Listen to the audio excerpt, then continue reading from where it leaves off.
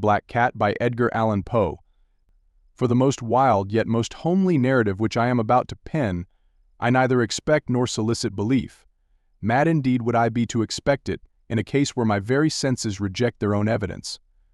Yet mad am I not, and very surely do I not dream. But tomorrow I die, and today I would unburthen my soul.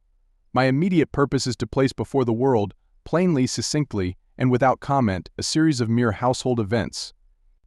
In their consequences, these events have terrified, have tortured, have destroyed me, yet I will not attempt to expound them. To me they have presented little but horror, to many they will seem less terrible than barracks. Hereafter, perhaps, some intellect may be found which will reduce my phantasm to the commonplace, some intellect more calm, more logical, and far less excitable than my own, which will perceive, in the circumstances I detail with awe, nothing more than an ordinary succession of very natural causes and effects. From my infancy I was noted for the docility and humanity of my disposition. My tenderness of heart was even so conspicuous as to make me the jest of my companions. I was especially fond of animals, and was indulged by my parents with a great variety of pets. With these I spent most of my time, and never was so happy as when feeding and caressing them. This peculiarity of character grew with my growth, and in my manhood I derived from it one of my principal sources of pleasure. To those who have cherished an affection for a faithful and sagacious dog, I need hardly be at the trouble of explaining the nature or the intensity of the gratification thus derivable. There is something in the unselfish and self-sacrificing love of a brute, which goes directly to the heart of him who has had frequent occasion to test the paltry friendship and gossamer fidelity of mere man. I married early, and was happy to find in my wife a disposition not uncongenial with my own. Observing my partiality for domestic pets, she lost no opportunity of procuring those of the most agreeable kind. We had birds, goldfish, a fine dog, rabbits, a small monkey, and a cat. This latter was a remarkably large and beautiful animal, entirely black and sagacious to an astonishing degree. In speaking of his intelligence, my wife, who at heart was not a little tinctured with superstition, made frequent allusion to the ancient popular notion which regarded all black cats as witches in disguise. Not that she was ever serious upon this point, and I mention the matter at all for no better reason than that it happens, just now, to be remembered. Pluto, this was the cat's name, was my favorite pet and playmate. I alone fed him, and he attended me wherever I went about the house. It was even with difficulty that I could prevent him from following me through the streets. Our friendship lasted in this manner for several years, during which my general temperament and character, through the instrumentality of the fiend intemperance, had, I blush to confess it, experienced a radical alteration for the worse.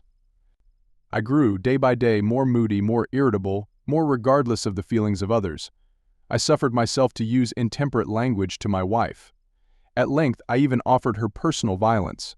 My pets, of course, were made to feel the change in my disposition. I not only neglected but ill-used them. For Pluto, however, I still retained sufficient regard to restrain me from maltreating him, as I made no scruple of maltreating the rabbits, the monkey, or even the dog, when by accident, or through affection, they came in my way. But my disease grew upon me, for what disease is like alcohol, and at length even Pluto, who was now becoming old, and consequently somewhat peevish, even Pluto began to experience the effects of my ill temper. One night, returning home, much intoxicated, from one of my haunts about town, I fancied that the cat avoided my presence. I seized him. When, in his fright at my violence, he inflicted a slight wound upon my hand with his teeth. The fury of a demon instantly possessed me. I knew myself no longer. My original soul seemed, at once, to take its flight from my body, and a more than fiendish malevolence, gin-nurtured, thrilled every fiber of my frame. I took from my waistcoat pocket a penknife, opened it, grasped the poor beast by the throat, and deliberately cut one of its eyes from the socket. I blush, I burn, I shudder, while I pen the damnable atrocity.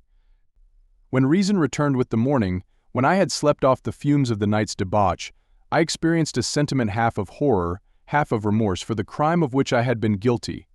But it was, at best, a feeble and equivocal feeling, and the soul remained untouched. I again plunged into excess, and soon drowned in wine all memory of the deed. In the meantime the cat slowly recovered. The socket of the lost eye presented, it is true, a frightful appearance, but he no longer appeared to suffer any pain. He went about the house as usual, but, as might be expected, fled in extreme terror at my approach. I had so much of my old heart left as to be at first grieved by this evident dislike on the part of a creature which had once so loved me. But this feeling soon gave place to irritation.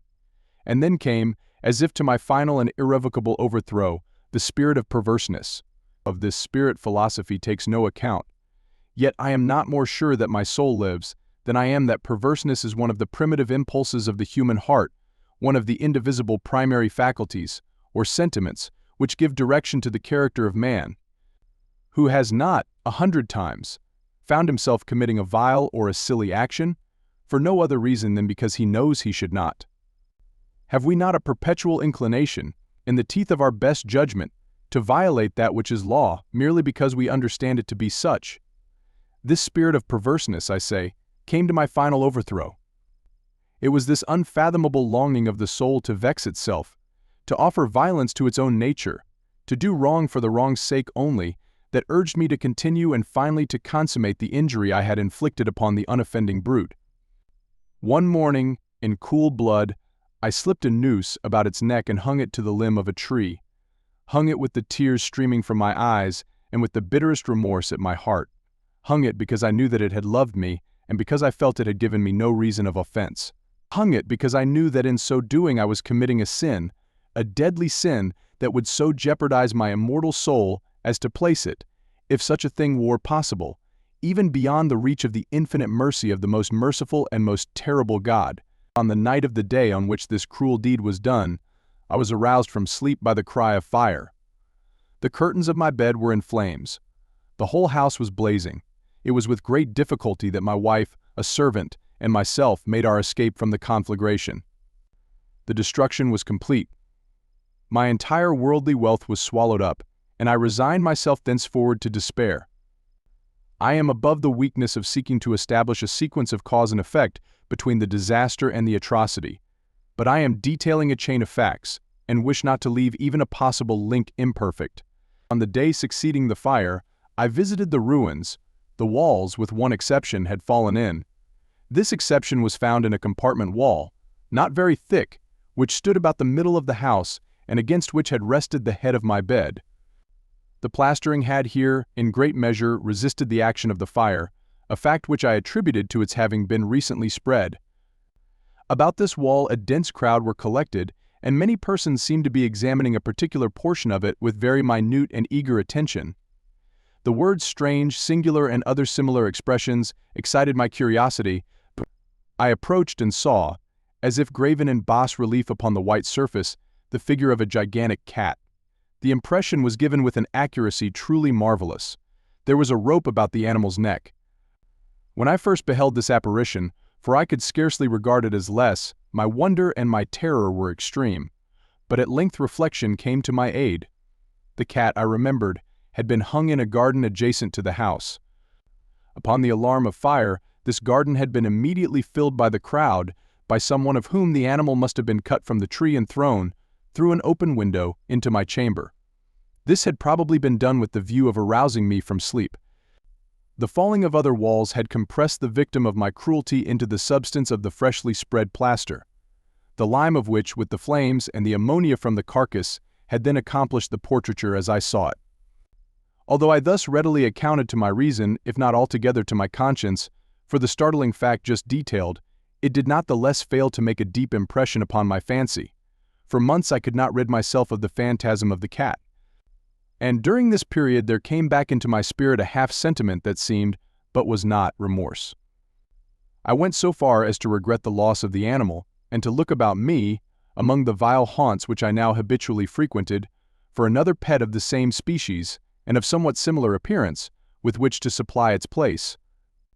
One night as I sat, half stupefied, in a den of more than infamy, my attention was suddenly drawn to some black object, reposing upon the head of one of the immense hogsheads of gin, or of rum, which constituted the chief furniture of the apartment. I had been looking steadily at the top of this hogshead for some minutes, and what now caused me surprise was the fact that I had not sooner perceived the object thereupon. I approached it and touched it with my hand. It was a black cat, a very large one, fully as large as Pluto, and closely resembling him in every respect but one. Pluto had not a white hair upon any portion of his body. But this cat had a large, although indefinite splotch of white, covering nearly the whole region of the breast. Upon my touching him, he immediately arose, purred loudly, rubbed against my hand, and appeared delighted with my notice. This, then, was the very creature of which I was in search. I at once offered to purchase it of the landlord. But this person made no claim to it, knew nothing of it, had never seen it before.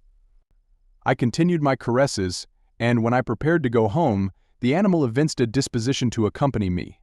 I permitted it to do so, occasionally stooping and patting it as I proceeded. When it reached the house, it domesticated itself at once and became immediately a great favorite with my wife. For my own part, I soon found a dislike to it arising within me. This was just the reverse of what I had anticipated, but I know not how or why it was, its evident fondness for myself rather disgusted and annoyed. By slow degrees, these feelings of disgust and annoyance rose into the bitterness of hatred. I avoided the creature. A certain sense of shame, and the remembrance of my former deed of cruelty, preventing me from physically abusing it. I did not, for some weeks, strike or otherwise violently ill-use it. But gradually, very gradually, I came to look upon it with unutterable loathing, and to flee silently from its odious presence, as from the breath of a pestilence. What added, no doubt, to my hatred of the beast was the discovery, on the morning after I brought it home, that, like Pluto, it also had been deprived of one of its eyes. This circumstance, however, only endeared it to my wife, who, as I have already said, possessed, in a high degree, that humanity of feeling which had once been my distinguishing trait, and the source of many of my simplest and purest pleasures. With my aversion to this cat, however, its partiality for myself seemed to increase. It followed my footsteps with a pertinacity which it would be difficult to make the reader comprehend. Whenever I sat, it would crouch beneath my chair or spring upon my knees, covering me with its loathsome caresses. If I arose to walk, it would get between my feet and thus nearly throw me down, or, fastening its long and sharp claws in my dress, clamber in this manner to my breast. At such times, although I longed to destroy it with a blow, I was yet withheld from so doing, partly by a memory of my former crime, but chiefly, let me confess it at once, by absolute dread of the beast. This dread was not exactly a dread of physical evil, and yet I should be at a loss how otherwise to define it.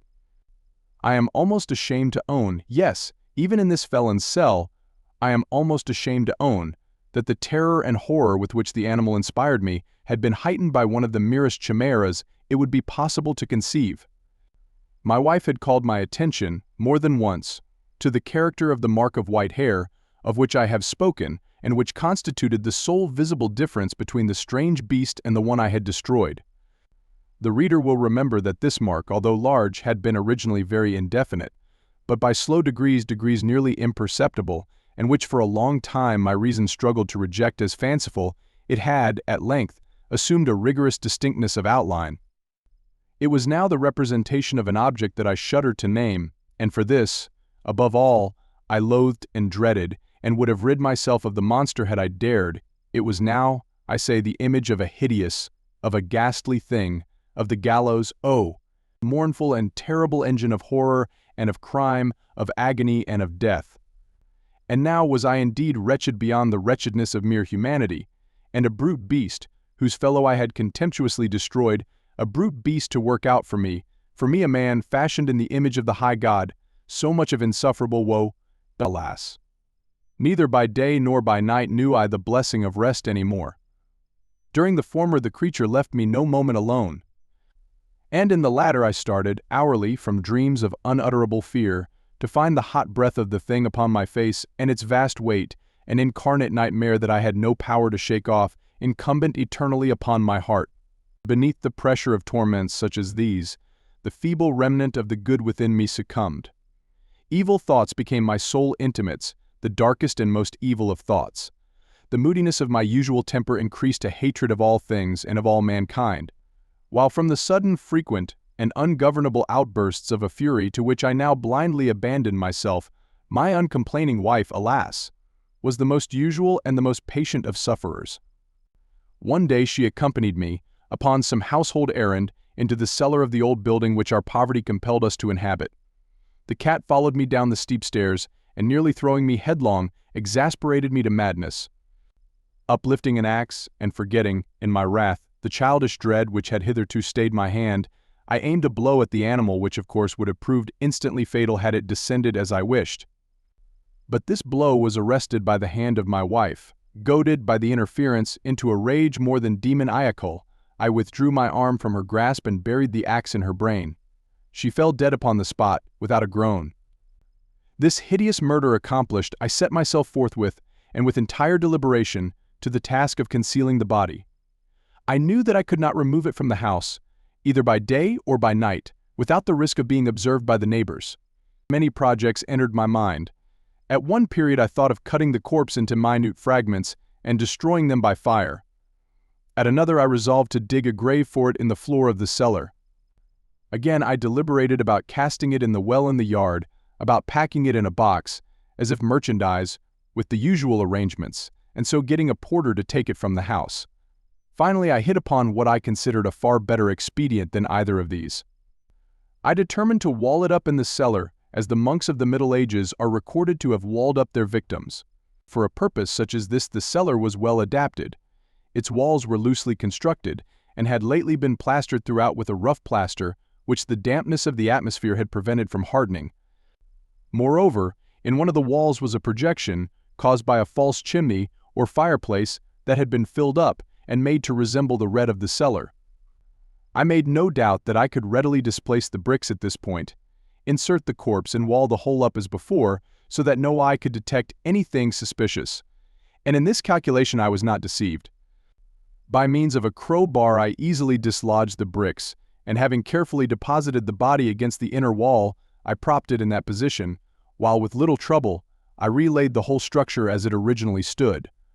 Having procured mortar, sand, and hair with every possible precaution, I prepared a plaster which could not be distinguished from the old, and with this I very carefully went over the new brickwork. When I had finished, I felt satisfied that all was right. The wall did not present the slightest appearance of having been disturbed. The rubbish on the floor was picked up with the minutest care. I looked around triumphantly and said to myself, "Here at least, then, my labor has not been in vain." My next step was to look for the beast which had been the cause of so much wretchedness, for I had, at length, firmly resolved to put it to death. Had I been able to meet with it, at the moment, there could have been no doubt of its fate. But it appeared that the crafty animal had been alarmed at the violence of my previous anger, and forbore to present itself in my present mood. It is impossible to describe, or to imagine, the blissful sense of relief which the absence of the detested creature occasioned in my bosom. It did not make its appearance during the night, and thus for one night at least, since its introduction into the house, I soundly and tranquilly slept. I slept even with the burden of murder upon my soul. The second and the third day passed, and still my tormentor came not. Once again I breathed as a free man. The monster, in terror, had fled the premises forever. I should behold it no more. My happiness was supreme. The guilt of my dark deed disturbed me but little. Some few inquiries had been made, but these had been readily answered. Even a search had been instituted, but of course nothing was to be discovered. I looked upon my future felicity as secured. Upon the fourth day of the assassination, a party of the police came, very unexpectedly, into the house and proceeded again to make rigorous investigation of the premises. Secure, however, in the inscrutability of my place of concealment, I felt no embarrassment whatever. The officers bade me accompany them in their search. They left no nook or corner unexplored. At length, for the third or fourth time, they descended into the cellar. I quivered not in a muscle. My heart beat calmly as that of one who slumbers in innocence. I walked the cellar from end to end. I folded my arms upon my bosom and roamed easily to and fro. The police were thoroughly satisfied and prepared to depart. The glee at my heart was too strong to be restrained. I burned to say, if but one word, by way of triumph, and to render doubly sure their assurance of my guiltlessness. "Gentlemen," I said at last, as the party ascended the steps, "I delight to have allayed your suspicions. I wish you all health, and a little more courtesy. By the by, gentlemen, this is a very well-constructed house." In the rabid desire to say something easily, I scarcely knew what I uttered at all. I may say an excellently well-constructed house. These walls. Are you going, gentlemen? These walls are solidly put together. And here, through the mere frenzy of bravado, I rapped heavily, with a cane which I held in my hand, upon that very portion of the brickwork behind which stood the corpse of the wife of my bosom. But may God shield and deliver me from the fangs of the arch-fiend. No sooner had the reverberation of my blows sunk into silence than I was answered by a voice from within the tomb, by a cry, at first muffled and broken, like the sobbing of a child, and then quickly swelling into one long, loud, and continuous scream, utterly anomalous and inhuman, a howl. A wailing shriek, half of horror and half of triumph, such as might have arisen only out of hell, conjointly from the throats of the damned in their agony, and of the demons that exult in the damnation. Of my own thoughts it is folly to speak. Swooning, I staggered to the opposite wall. For one instant the party upon the stairs remained motionless, through extremity of terror and of awe. In the next, a dozen stout arms were toiling at the wall. It fell bodily. The corpse, already greatly decayed and clotted with gore, stood erect before the eyes of the spectators. Upon its head, with red extended mouth and solitary eye of fire, sat the hideous beast whose craft had seduced me into murder, and whose informing voice had consigned me to the hangman. I had walled the monster up within the tomb,